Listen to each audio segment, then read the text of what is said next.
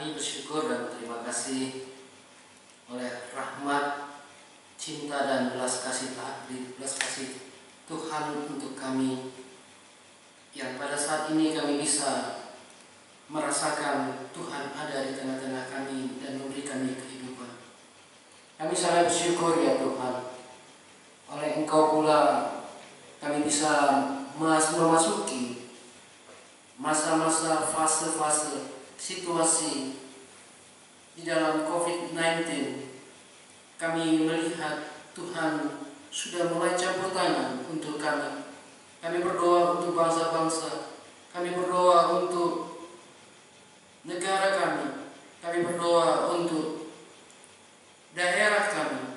Kiranya Tuhan tetap memperhatikan, Tuhan menolong, dan Tuhan juga hadir di tengah-tengahnya untuk menolong kami, bisa kami mengerti ada kehendak Tuhan, ada cinta kasih Tuhan, ada Allah yang rahmani untuk membawa kami untuk melihat kebesaran dan kebaikan Tuhan. Terima kasih Tuhan, kami siap mendengarkan firman.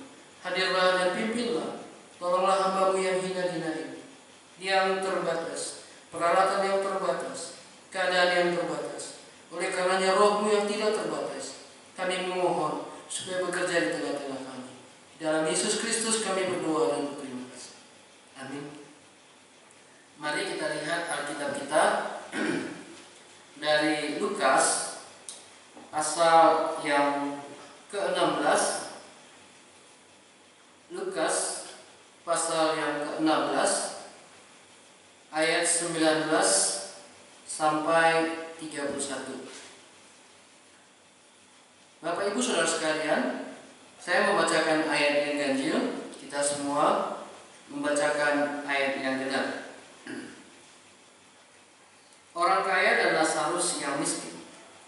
Ada seorang kaya yang selalu berpakaian jubah ungu dan kain halus dan setiap hari bersukaria dalam kemewahannya. Dan ada seorang pengemis bernama Lazarus, badannya penuh dengan borok, berbaring dekat pintu rumah orang kaya itu, dan ingin menghilangkan laparnya dengan apa yang jatuh dari meja orang kaya itu. Malahan anjing-anjing datang dan menjilat boroknya. Kemudian matilah orang miskin itu, lalu dibawa oleh malaikat-malaikat ke pangkuan Abraham.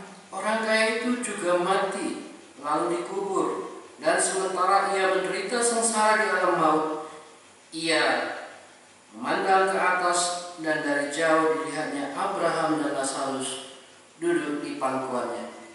Lalu ia berseru katanya, Bapak Abraham, kasihanilah aku, suruhlah Lazarus supaya ia mencelupkan ujung jarinya ke dalam air dan menyejukkan lidahku, sebab aku sangat kesakitan dalam nyala api ini. Tetapi Abraham berkata, Anak, ingatlah bahwa engkau telah menerima segala yang baik sewaktu hidupmu, sedangkan Lazarus segala yang buruk. Sekarang ia mendapat hiburan dan engkau sangat menderita. Selain daripada itu, di antara kami dan engkau terbentang jurang yang tak terseberangi, supaya mereka yang mau pergi dari sini kepadamu, ataupun mereka yang mau datang dari situ kepada kami, tidak dapat menyeberang. Kata orang itu, kalau demikian aku minta kepadamu Bapa, supaya engkau menyuruh dia ke rumah ayahku. Sebab masih ada 5 orang saudaraku, supaya ia memperingati mereka dengan sungguh-sungguh, agar mereka jangan masuk kelak ke dalam tempat penderitaan ini. Tetapi kata Abraham, ada pada mereka kesaksian Musa dan para nabi, baiklah mereka mendengarkan kesaksian itu.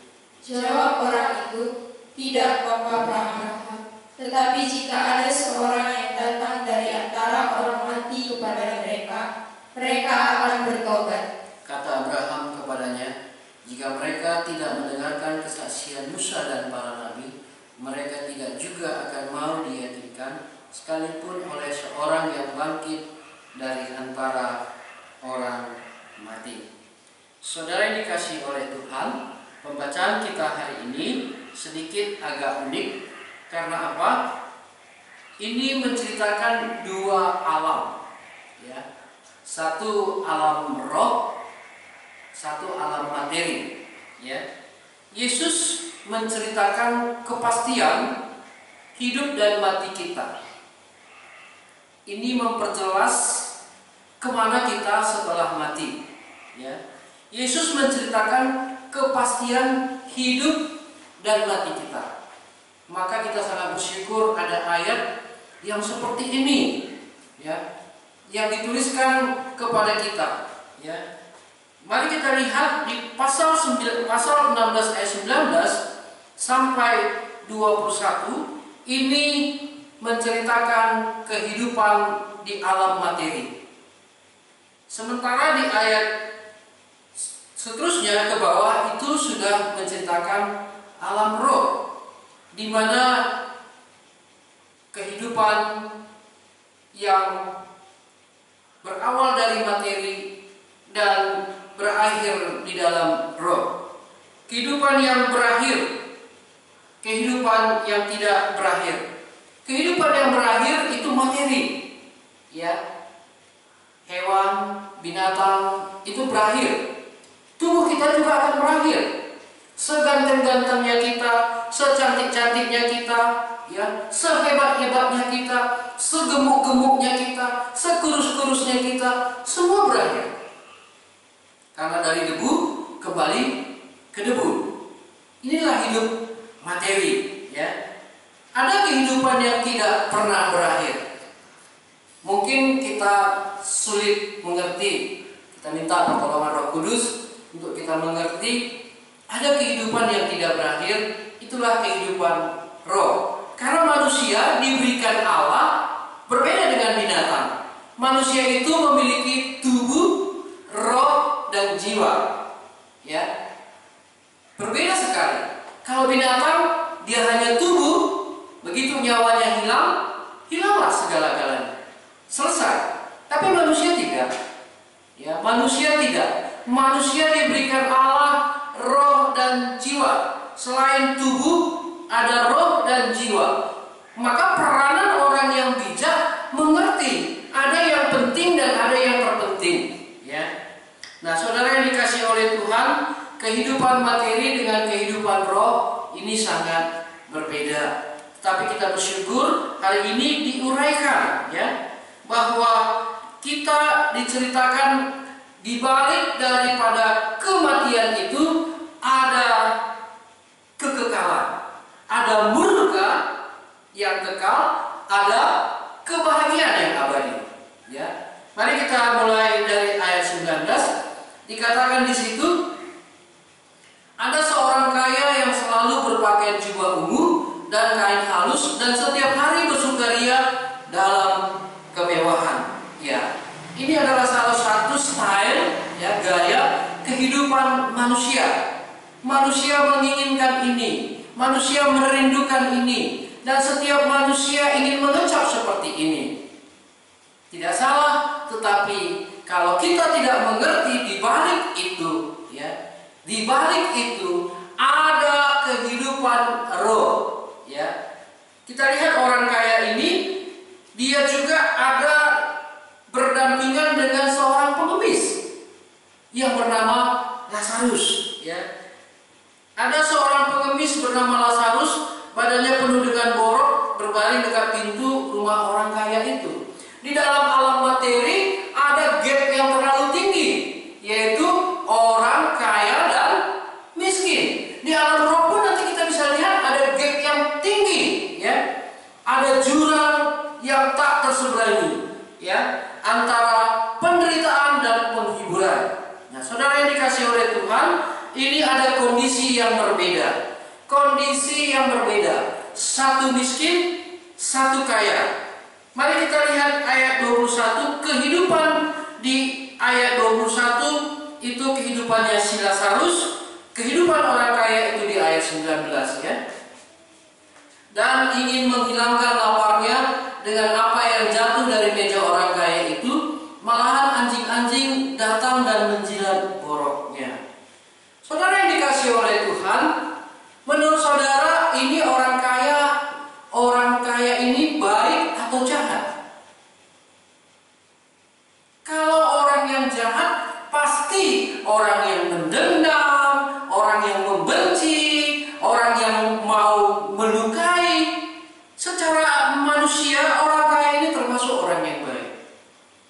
dia pesta, orang miskin bisa hadir di tengah-tengah pestanya. Orang miskin bisa mendapat riba-riba.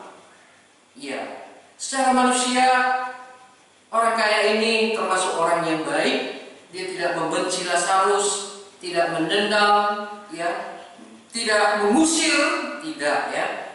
Tetapi secara imanen, secara ketuhanan, secara kerohanian, secara kebenaran, baik pun dia di hadapan manusia, tetapi dia jahat di hadapan Tuhan. Banyak sekali kita tidak mengerti kenapa jahat di mata Tuhan. Karena Tuhan berkata melalui firman-Nya, kasihilah sesamamu manusia seperti dirimu sendiri. Lazarus tidak dianggap seperti manusia layaknya tamunya. Ya, saudara yang dikasih oleh Tuhan, banyak nanti di alam maut orang yang baik di hadapan manusia, tetapi karena dia jahat di hadapan Tuhan, maka dia mendapat penghukuman. Saudara yang dikasih oleh Tuhan, ini perlu kita renungkan supaya kita nanti tidak sama seperti orang kaya ini. Ya, dia baik secara kelihatan mata manusia, tetapi di hadapan Tuhan dia tidak melakukan kebenaran firman Tuhan. Saudara yang dikasih oleh Tuhan, inilah salah satu gambaran kenapa orang kaya ini bisa masuk ke alam maut. Sekalipun nanti ada banyak gambaran lain yang mendukung peristiwa kenapa orang kaya ini masuk ke alam maut. Mari kita lihat di dalam ayat 19 dan 20 dan 21. Inilah gambaran kehidupan mereka satu tempat, sama RT-nya, sama RW-nya, sama lingkungannya, sama tempat domisilinya, tetapi tidak sama di sana, tidak sama di dalam kekekalan. Mari kita lihat baik-baik, lihat anak kita, lihat istri kita, lihat suami kita, lihat keluarga kita. Kita bisa satu rumah, apakah kita nanti di sana juga satu, di sana sama? Ini perlu kita renungkan baik-baik. Ayat 22 dikatakan, kemudian matilah orang miskin itu, lalu dibawa oleh malaikat-malaikat ke pangkuan Bapa Abraham. Ya, Lazarus lebih dulu mati, ya, karena nanti kita lihat orang kaya juga mati. Ya.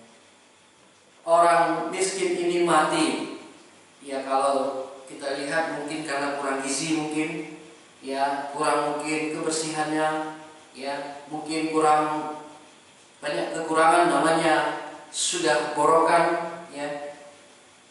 Tetapi ada indahnya dikatakan di situ, malaikat-malaikat membawanya.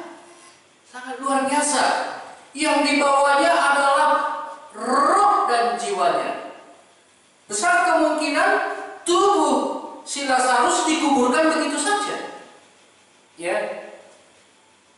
Tubuhnya terpisah, langsung rohnya dibawa malaikat ke pangkuan Abraham. Dan orang kaya itu juga mati. Ayat 23. Orang kaya itu juga mati, lalu dikubur, dan sementara ia menderita sengsara di alam maut, ia memandang ke atas dan dari jauh dilihatnya Abraham dan Lazarus duduk di pangkuannya. Saudara yang dikasihi oleh Tuhan, ini salah satu bukti kaya miskin, bagaimanapun keadaan kehidupan manusia pasti berakhir. Ya, ada COVID atau tidak ada COVID, ya, pasti berakhir. Orang miskin ini mati, orang kaya ini juga mati. Ya, membuktikan bahwa bukan di sini tempat kita, bukan di bumi ini rumah kita, bukan di dunia ini kita selama-lamanya. Tuhan Yesus katakan, ya, kamu ada di dunia, tapi Tapi dunia tidak mengenal aku. Dunia tidak mengenal aku. Tuhan sudah siapkan rumah yang ada bersama dengan Dia nanti di sorga. Memang kita ada di dunia, kita bukan berasal dari dunia, dan kita tidak tinggal selamanya di dunia, tapi kita akan berangkat meninggalkan dunia. Dunia yang fana, dunia materi, dunia yang akan binasa. Tetapi ada roh dan jiwa yang Allah sudah siapkan rumahnya kekekalan. Maka kesempatan ini mari kita pikirkan. Orang miskin mati, orang kaya juga mati. Orang berpangkat mati, orang yang tidak punya pangkat juga mati. Ada orang tua, ada orang muda, ada juga anak kecil, ada juga bayi mati. Karena ini adalah otoritas Tuhan. Ya. Tapi percayalah bahwa kita semua pasti meninggalkan dunia ini. Maka perlu kita mengerti untuk apa saya ada di dunia ini, apa yang saya pertahankan, apa yang saya kejar, apa yang saya perjuangkan. Seringkali manusia lupa bahwa ada yang terpenting di dalam yang penting, ada yang terpenting di dalam segala kehidupannya, bahwa Tuhan sudah menaruhkan roh dan jiwanya. Acap kali kita dibawa pemikiran kita kepada hal-hal yang kita tinggalkan. Kita dibawa kepada hal-hal kepada yang binasa ini, kepada yang akan kita lepaskan. Kita tidak tahu ada kekekalan. Puji Tuhan, kalau Roh Kudus membukakan pikiran saudara bahwa di dalam materi ini yang berakhir ini kita akan menuju kekekalan, di mana Allah sudah siapkan tempat roh dan jiwa kita dengan tubuh kemuliaan, dan di mana Tuhan ada di sisi kita. Sama seperti Lazarus bersama dengan Bapak Abraham. Saudara yang dikasihi oleh Tuhan, Tuhan sudah atur semua, dan semua pasti mati. Siapakah yang mati lebih dulu? Kita tidak tahu. Bisa orang kaya, bisa karena kelebihan kolesterol mungkin, bisa. Tetapi di sini yang lebih dulu mati adalah orang miskin. Ya, tubuhnya dikuburkan sementara rohnya dan jiwanya mempunyai tempat, dan tempat mereka berbeda di alam roh, sekalipun di alam materi mereka mempunyai tempat yang sama. Saudara yang dikasihi oleh Tuhan, pertanyaan di dalam diri kita, kemanakah roh orang mati?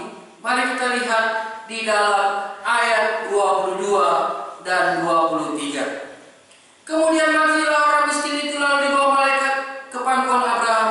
Orang kaya itu juga mati lalu dikubur. Dan sementara ia menderita sengsara di alam maut, ia memandang ke atas, dan dari jauh dilihatnya Abraham dan Lazarus duduk di pangkuannya. Berarti ada dua tempat, satu di alam maut, satu di pangkuan Bapak Abraham. Sebelum kita memiliki tubuh kebangkitan, sebelum kita memiliki tubuh kemuliaan, Allah sudah mempersiapkan tempat-tempat yang namanya sementara. Sebelum kita berangkat ke surga, Allah sudah siapkan di mana disitulah ada penghiburan pangkuan Bapak Abraham. Saudara yang dikasihi oleh Tuhan, di mana roh dan jiwa kita mendapat tempat yang pasti. Kalau Abraham bersama Bapa, dia mendapat tempat di mana disebut Firdaus, di mana disebut alam yang penuh kemuliaan, alam di mana Yesus sudah katakan kepada seorang penjahat bahwa ia akan menyediakan tempat kepada penjahat itu. Saudara dikasihi oleh Tuhan, ada dua tempat, satu di alam maut, satu di pangkuan Bapak Abraham. Mengapa tempat mereka berbeda? Kenapa tempat mereka berbeda? Kira-kira kenapa ya? Kenapa? Ya, kita lihat di ayat 23. ya. Dan di ayat 30 ada dua versi, ya. Versi Abraham dikatakan di situ ada pada mereka kesaksian Musa dan para nabi. Ya. Ini kesaksian daripada bapa kita Abraham, ada pada mereka kesaksian Musa dan para nabi, baiklah mereka mendengarkan kesaksian itu. Ya. Saudara yang dikasihi oleh Tuhan, versi dari Bapak Abraham ada kesaksian Musa dan para nabi. Apa yang disaksikan Musa dan para nabi? Mari kita lihat Yohanes 1 ayat 45. Saya akan bacakan Yohanes 1 ayat 45. Filipus bertemu dengan Nathanael dan berkata kepadanya, "Kami telah menemukan Dia yang disebut oleh Musa dalam kitab Taurat dan oleh para nabi, yaitu Yesus anak Yusuf dari Nazaret." Berarti di dalam perjanjian lama, di dalam kesaksian Musa dan para nabi sudah diberitakan tentang Yesus Kristus anak Allah, tentang Yesus Kristus juru selamat, tentang Yesus Kristus yang membawa orang kepada kekekalan dan keselamatan jiwa. Saudara yang dikasihi oleh Tuhan, ini versi Bapak Abraham, ya. Nanti kita bisa banding lagi dengan Roma pasal 1 ayat 1, ya. Di sini juga menceritakan tentang cerita kesaksian Musa dan para nabi. Kita lihat ya, Roma 1. Roma 1 ayat 2 saya bacakan. Injil itu telah dijanjikannya sebelumnya dengan perantara nabi-nabinya dalam kitab-kitab suci tentang anaknya yang menurut daging diperanakan dari keturunan Daud dan menurut Roh Kekudusan dinyatakan oleh kebangkitannya dari antara orang mati, bahwa ia adalah anak Allah yang berkuasa, Yesus Kristus Tuhan kita. Saudara yang dikasihi oleh Tuhan, seluruh kitab suci sudah menyaksikan bahwa Yesus Kristus adalah Tuhan. Nabi bersaksi, Musa bersaksi bahwa inilah yang menyelamatkan, inilah yang memberi pengampunan, inilah yang membawa kepada pengampunan oleh pengorbanan Kristus di kayu salib dan lewat darahnya penyucian. Ketika mereka mempersembahkan domba, mereka tahu ini adalah bayang-bayangan. Ketika mereka bawa korban, mereka tahu bahwa ini tidak sempurna, tetapi janji Allah sudah dikumandangkan bahwa Yesus Kristus akan mati di kayu salib menjadi korban dan penebus pengampunan dosa. Dan ketika mereka percaya, keselamatan turun atas mereka. Mari kita lihat versi orang kaya. Versi orang kaya yang alam maut tadi itu di ayat 30. Jawab orang itu, Lukas 16 ayat 30. Jawab orang itu, "Tidak, Bapak Abraham. Tapi jika ada seorang yang datang dari antara orang mati kepada mereka, mereka akan bertobat." Saudara yang dikasihi oleh Tuhan, orang kaya ini sadar sungguh amat sadar, ketika di alam maut, ketika di dalam penderitaan, di dalam kesakitan, dia sadar. Apa yang dia sadar? Dia sadar dia belum bertobat. Dia sadar dia hidup selama ini di dalam kebaikannya, di dalam kehidupannya, di dalam kehidupan glamornya, di dalam kehidupan pesta poranya. Dia sadar dia hidup tanpa pertobatan. Maka dikatakannya, "Tidak, Bapak Abraham," katanya, "kalaulah ada yang datang dari antara orang yang mati, mereka pasti bertobat." Mereka akan bertobat. Saudara yang dikasihi oleh Tuhan, benarkah versi orang kaya ini? Saya katakan tidak. ketika Yesus mati dan bangkit, dan ketika Yesus menjumpai murid-murid, dan ketika Yesus menyatakan kepada orang banyak, dan setelah Roh Kudus turun, rasul-rasul menceritakan tentang Yesus yang bangkit, mereka malah dibunuh, mereka dikejar, mereka disesat. Ini membuktikan mereka tidak percaya. Sekalipun ada orang yang mati dan bangkit nyata. Maka saudara yang dikasihi oleh Tuhan, dua versi ini kita harus mengerti. Tanpa keselamatan yang dianugerahkan Allah di dalam Yesus Kristus, maka kita tidak akan pernah bertobat. Kita tidak akan pernah beriman. Maka iman timbul dari pendengaran akan firman Tuhan. Maka kita bersyukur ada firman Tuhan yang menuntun kita kepada pertobatan. Ada firman Tuhan yang menuntun kita kepada keselamatan. Ada firman Tuhan yang menuntun kita kepada Yesus Kristus yang disaksikan oleh Musa dan para nabi. Kita bersyukur, saudara yang dikasihi oleh Tuhan. Benarkah orang kaya dan Lazarus ini dalam situasi terpisah? Mari kita lihat ayat 25, ya.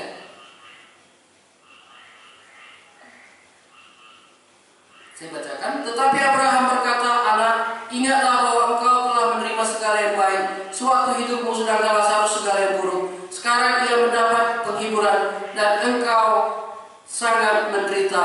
Selain daripada itu, di antara kami dan engkau ada terbentang jurang yang tak terseberangi, supaya mereka yang mau pergi dari sini kepadamu, ataupun mereka yang mau datang dari situ kepada kami, tidak dapat menyeberang."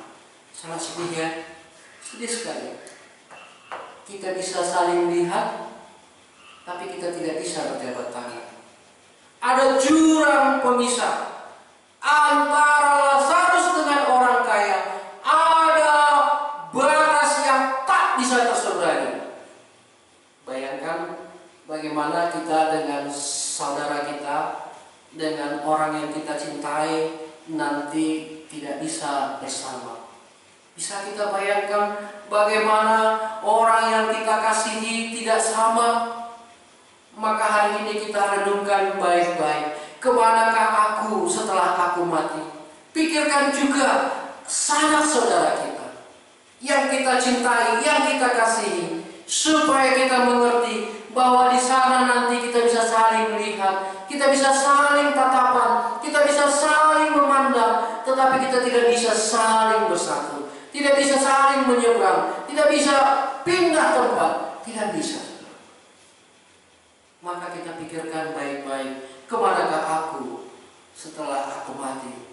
Kemanakah anakku? Kemanakah sanak saudaraku? Kemanakah keluargaku? Sudahkah mendapat alamat tempat yang pasti? Lazarus mendapat penghiburan yang abadi, sementara orang kaya mendapat penderitaan yang kekal. Saudara yang dikasihi oleh Tuhan, apakah kita bisa memikirkan kebenaran yang Tuhan sudah tuliskan ini? Kemanakah aku setelah aku mati? Apakah mereka saling kenal? Benarkah mereka saling kenal? Iya. Mereka saling kenal. Bahkan bisa jelas itu ayat 26 ya. Mereka saling kenal tapi tidak bisa bersalaman, tidak bisa bersatu karena mereka sudah memiliki tempat yang berbeda. Tidak bisa bersatu, tidak bisa pindah tempat. Saudara yang dikasihi oleh Tuhan, mereka sudah memiliki tempat di mana Tuhan aturkan, di mana tempat Lazarus yang sudah menerima Injil, yang sudah menerima berita dari kesaksian Musa dan para nabi, dan di sanalah keselamatan yang hakiki. Di sanalah tempat penghiburan. Di sanalah tempat bersama dengan Bapak Abraham. Besar kemungkinan orang kaya ini sering berpesta, sering mengundang para rabi, para pengkhotbah. Tetapi mungkin orang kaya ini sibuk dengan undangannya, sibuk dengan jamuannya, sibuk dengan tamu-tamunya. Sementara Lazarus memikirkan makanan rohaninya. Sekalipun makanan jasmaninya dia pikirkan dari rima-rima, tetapi dia sedang memikirkan firman Tuhan yang disampaikan oleh para rabi, para pengkhotbah. Dan disinilah kesempatan iman turun dari pendengaran akan firman Tuhan. Seringkali ketika kami diundang di dalam suatu acara, seringkali kami dengar dan kami lihat dan kami saksikan bagaimana tuan rumah itu sibuk, khususnya kalau kita seringkali di dalam acara Natalan, panitia Natal, ya, dan semua yang terlibat di dalamnya sibuk memikirkan kostum, memikirkan makanan, memikirkan segala sesuatunya. Bahkan mereka siap berhutang, dan setelah itu hitung-hitung tidak impas, mereka pun sudah mulai saling tidak enakan. Saudara yang dikasihi oleh Tuhan, perayaan-perayaan sering sekali dilakukan dan sering kali diperdengarkan Injil, diperdengarkan firman, diperdengarkan berita keselamatan. Tetapi kita lebih cenderung sibuk untuk urusan kita. Kita tidak pernah memikirkan kemanakah jiwaku setelah aku mati, kemanakah aku setelah kehidupan materi ini berakhir. Mari kita renungkan, Bapak Ibu Saudara yang dikasihi oleh Tuhan, bahwa kehidupan ini akan berakhir dan tidak mungkin lagi ada hubungan antara orang mati dengan antara orang hidup. Bisakah roh orang mati datang ke rumah? Bisakah roh orang yang mati datang ke rumah? Tidak bisa.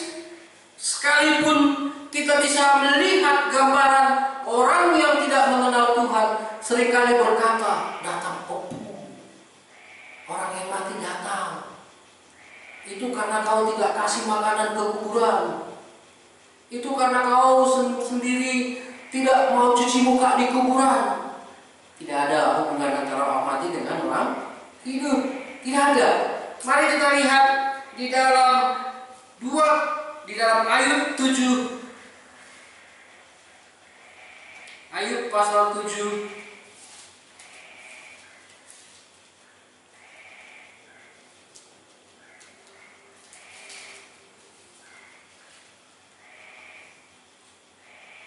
Saya bacakan ayat 9 dan 10.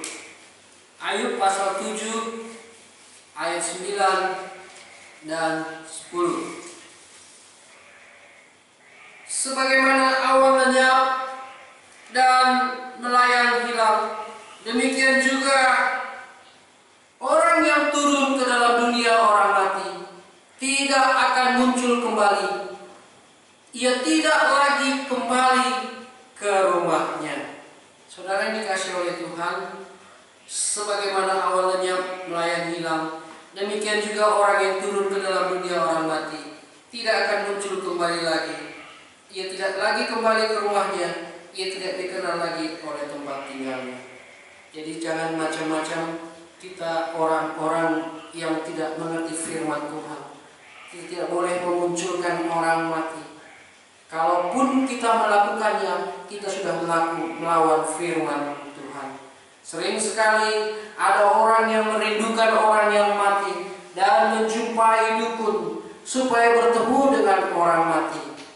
Sebenarnya itu bukan orang yang mati. Itu adalah iblis, itu adalah setan, itu adalah kuasa kegelapan yang menyamar seperti orang yang sudah mati dan berbicara kepada manusia yang hidup. Tidak ada lagi hubungan antara orang mati dan orang hidup. Ia tidak kembali lagi ke rumahnya.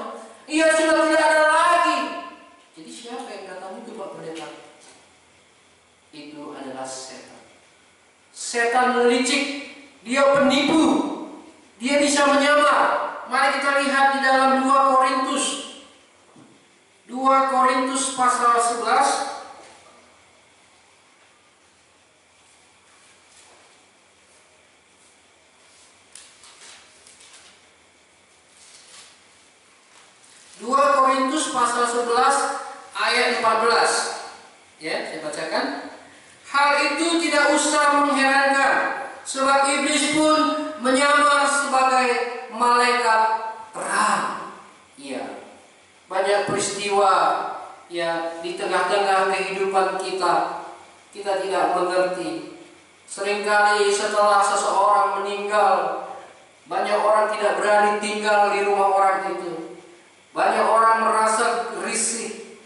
Sesungguhnya kita mengerti kuasa kegelapan sering memakai situasi seperti ini supaya kita dibodoh-bodohi. Dan banyak orang yang memberi makanan ke kuburan, banyak orang yang memberi sesajen ke kuburan, banyak orang yang melakukan dan mendoakan orang mati. Jelas di sini kita lihat tidak ada hubungan antara orang mati dengan orang hidup. Kalau bisa ada hubungan orang mati dengan orang hidup, kenapa enggak orang kaya itu datang aja ke rumah sanak saudaranya? Padahal dia sangat merindukan sanak saudaranya. Tidak bisa. Maka di dalam ayat yang kita lihat di dalam Lukas tadi, ya,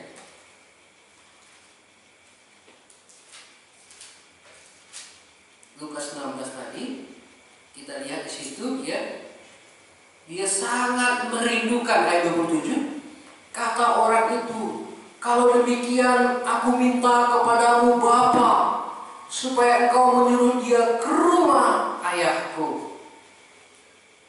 Sebab masih ada 5 orang saudaraku.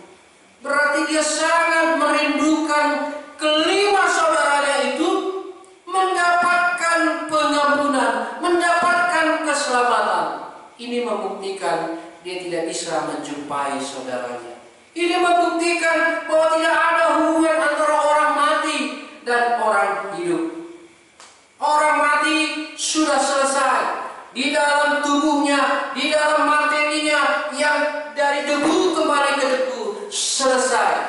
Rohnya mendapatkan tempat di mana Tuhan sudah siapkan ketika dia beriman, ketika dia menerima Injil, ketika dia mendengar berita keselamatan oleh Yesus Kristus, dia diselamatkan dan mendapat tempat penghiburan, duduk di pangkuan Bapa Abraham.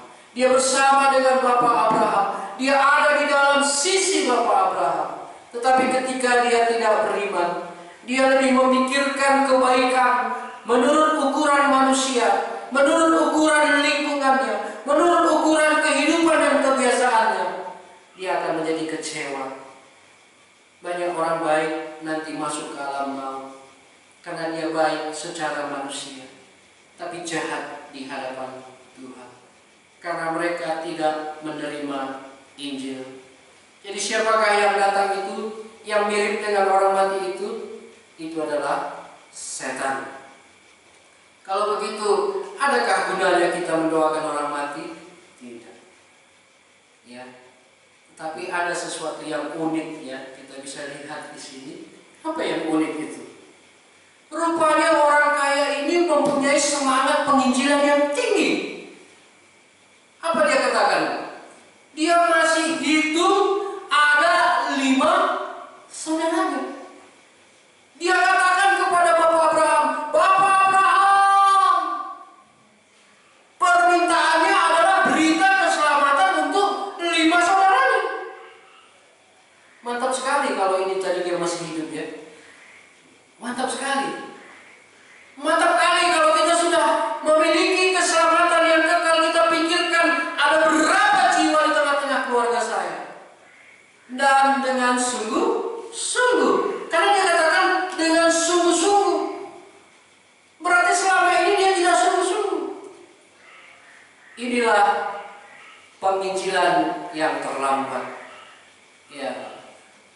Punya semangat penginjilan, tetapi sudah terlambat.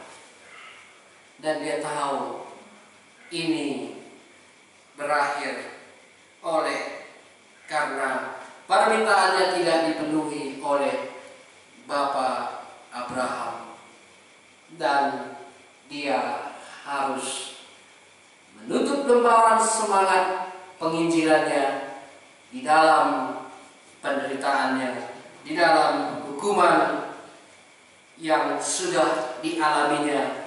Dan inilah kita bisa mengerti bahwa ia memiliki pesan di dalam alam maut. Berarti ada orang mati berpesannya. Ini pesanan orang mati. Apa pesanannya? Apa pesanannya? Iya, pesanannya supaya saudaranya diperingati dengan sungguh-sungguh. Mungkin orang tua kita sudah mati, nenek kita sudah mati, saudara kita sudah mati. Mungkin berita ini juga turun, cuma kita tidak merasakannya karena kita sibuk sana sini. Kita memikirkan dunia materi kita, kita memikirkan dunia kesenangan kita, dunia fana kita. Kita lupa bahwa waktunya ada, waktunya akan berakhir, waktunya akan selesai, mengakhiri di dunia ini. Tapi saudaraku yang dikasihi oleh Tuhan, inilah permohonan orang mati yang minta dengan sungguh-sungguh supaya kita kelak tidak mendapat penghukuman, supaya kita kelak tidak mendapat penderitaan, supaya kelak kita tidak masuk ke alam maut. Mari kita renungkan baik-baik. Ini pesanannya. Kenapa ini Tuhan Yesus ceritakan? Kenapa ini Tuhan Yesus angkat dan Tuhan Yesus bukakan kepada kita? Supaya kita mengerti dengan sungguh-sungguh, kemanakah jiwaku setelah aku mati? Tubuhmu pasti ke tanah, dari debu kembali ke debu. Sehingga orang yang tidak dibukakan oleh Roh Allah seringkali ditanya, kemanakah engkau mati? Kemanakah engkau mati? Kemanakah engkau setelah mati? Jawabannya ke tanah. Mereka tidak mengerti kalau bukan dibukakan oleh Roh. Mereka sibuk dengan makan, minum, pakai. Mereka sibuk dengan pesta. Mereka sibuk dengan hal-hal lahiriah mereka. Mereka sibuk dengan untuk urusan yang namanya jasmani. Saudara yang dikasihi oleh Tuhan, memang kita memiliki tubuh jasmani. Memang kita ada di dunia. Memang kita perlu makan, minum, pakai. Tetapi Allah sudah menaruhkan roh dan jiwa kepada manusia. Kita beda dengan binatang. Maka hari ini kita renungkan, kemanakah aku setelah aku mati? Pesan orang kaya ini, pesan orang mati ini, pesan yang mengalami penderitaan ini, dia meminta pesan yang sungguh-sungguh. Dikatakannya ayat 28, sebab masih ada 5 orang saudaraku, supaya ia memperingati mereka dengan sungguh-sungguh, agar mereka jangan masuk kelak ke dalam tempat penderitaan ini. Saudara yang dikasihi oleh Tuhan, orang kaya ini adalah orang yang baik. Baik dalam arti di dalam penderitaannya pun masih memikirkan sanak saudaranya. Berarti baiknya adalah baik yang tidak berarti, baik yang sudah terlambat, baik yang sudah tidak mungkin dikerjakan lagi. Pernahkah saudara memikirkan kemanakah saudara setelah saudara mati? Hari ini Yesus menceritakan kepastian hidup dan kematian kita. Hari ini Tuhan Yesus menceritakan bagaimana dunia materi kita berakhir dan kita masuk ke dalam dunia roh, di mana di sana ada penderitaan selama-lamanya, penderitaan yang abadi. Demikian juga ada penghiburan yang kekal, penghiburan yang tak habis-habisnya, yang bisa kita nikmati sampai kekekalan. Saudara yang dikasihi oleh Tuhan, mari kita renungkan baik-baik. Sudahkah saya diselamatkan?